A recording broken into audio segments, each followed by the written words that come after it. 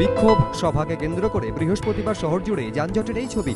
সার দিয়ে দাঁড়িয়ে গাড়ি, দুপা এগোতেই ফের থমকে দাঁড়িয়ে যাওয়া, চূড়ান্ত নাকাল, হয়রানি পথ চলতি মানুষের।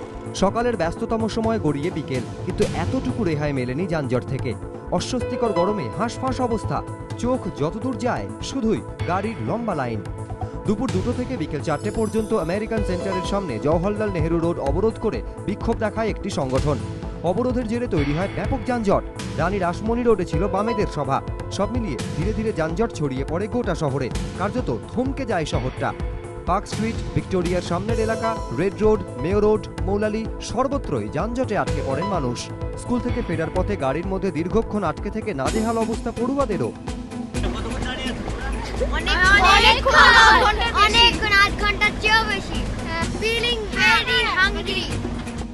মেয়র রোডে যানজটে আটকে পড়েন মেয়র।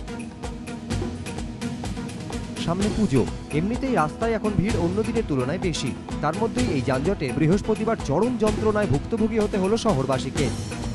অর্ণব মুখোপাধ্যায়, সমিত সেনগুপ্ত ও পার্থপ্রতিম ঘোষ, এবিপি আনন্দ।